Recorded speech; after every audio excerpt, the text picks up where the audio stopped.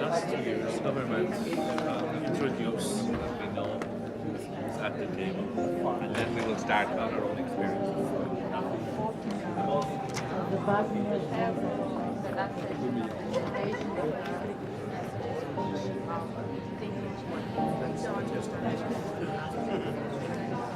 Hello everybody, my name is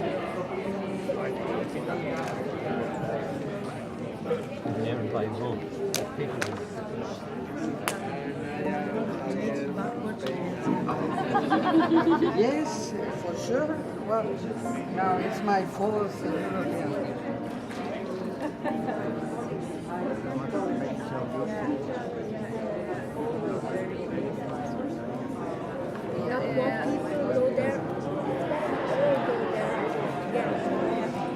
But it's very sad that we have to struggle and to hustle like crazy to keep our heads over the water. It's more difficult when you live maybe in a big city where you have 80%. I agree, and also actually in order to find a job. It's the same in Greece. It's the head count actually. Yes. To get the funding. But then we have also the other opinions. We have some pedagogical systems, and we have all of us, we have very good experience that children are together. Yeah.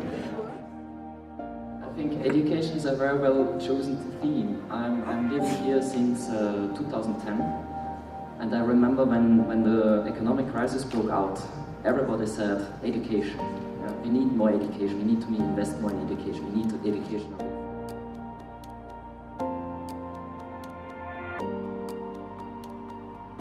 Just a wee bit about my own personal struggle to access education, which began when I was in my early 20s and tried to put myself through college and university. I would sometimes walk a 6-mile round trip to college, often on an empty stomach. I was once... I'm going to share my story of how I've managed to overcome my educational hurdle. So if I could give the past 4 years of my life a title, I would call it my years of overcoming adversity. So in 2014... since I was a child, with high capacities, not detected at school, and very big trouble with dysfunctional family and poverty. Well, to be honest, it's quite tough for me to speak after all three of you who have expressed your life stories, and I guess everybody is expecting something really smart and future-oriented and presently promising.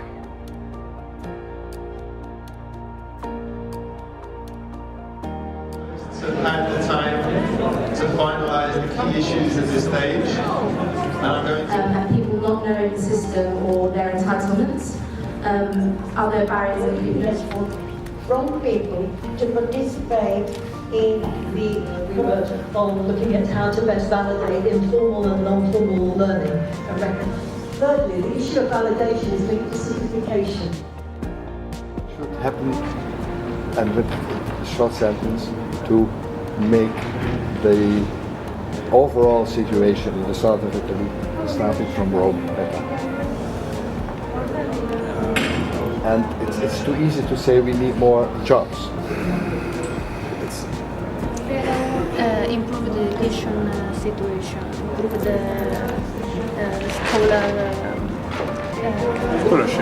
scholarship, yes.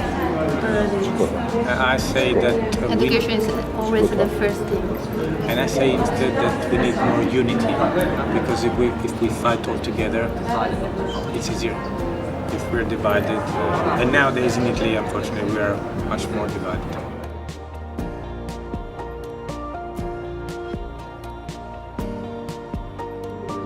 We can't really give 40 different concrete proposals, I think, directly to decision makers tomorrow. None of, as Vera said before, none of the proposals will get lost. Give each kid another approach and make the system more personally. And we appreciate in the group that there are no short-term solutions to this. We need to look at the long-term. Different stages in the education. We talked about in the group with Austrian and German as just two examples where we fail to understand. A lot of people talk about when people leave like war-torn countries like Syria, for example, they have like develop integrated programs that target the child, the family, and the whole community. Because we have two members of the European Parliament who will be here with us, who focus on poverty to a large extent and education to a secondary extent, I would say. So they'll be interested in politics in general, obviously, and education. They won't be super targeted, I suspect. Obviously, we have DG Education as well, who will be super targeted and who will be able to respond to absolutely.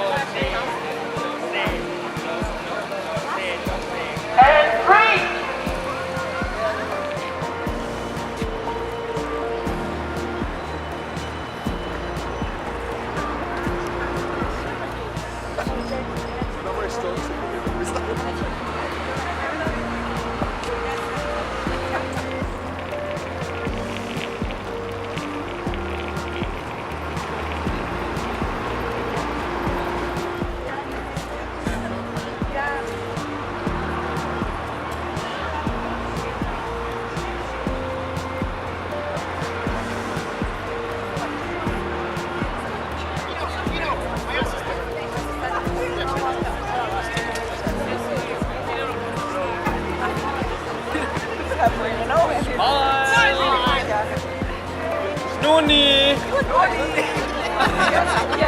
I was expecting.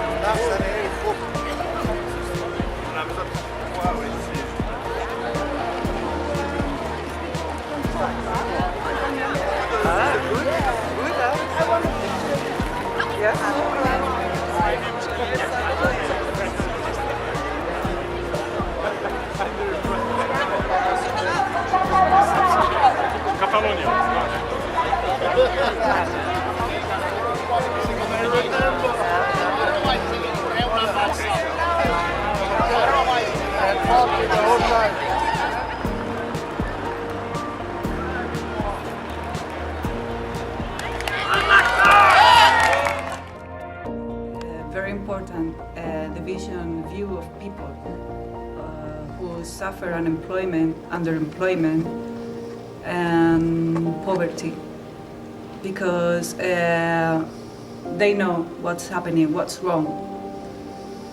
We are part of those people, and we are the voice of those people too.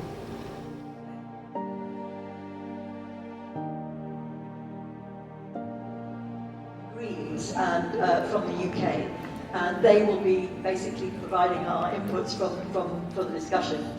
So, non-formal education projects that would support the formal education, which obviously is not... It's a very rich workshop, and very, very interesting ideas came out of it. But I think this whole idea, again, is starting with really listening to refugees and migrants about what their needs are.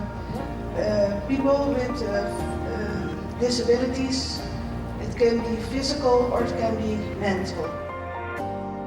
The one thing that you said, this is so strong. I want to highlight one or two things. Yeah, no, I mean, I think there's maybe two things then, I guess, which stood out for me from the meeting, which I think we can build on as EAPN as well.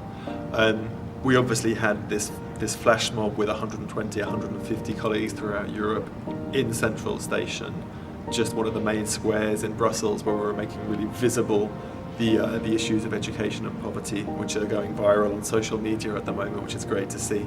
But also having members of Parliament, having directors of DG Employment, DG Education from the European Commission, having high-level decision makers come and spend time with us, listening directly to the voices of people experiencing poverty from throughout Europe. That I think was a really meaningful part of the the day and a half. I think we need to build on that and get more decision makers, more colleagues from the Commission and from the Parliament to be spending time in these spaces, and we'll be working hard in the Brussels level. I'm hoping colleagues at the national level will be doing so as well, because I think in order for us to be doing that, we need to have this strong anti-poverty movement which can exert that pressure on decision makers at the national and the regional level.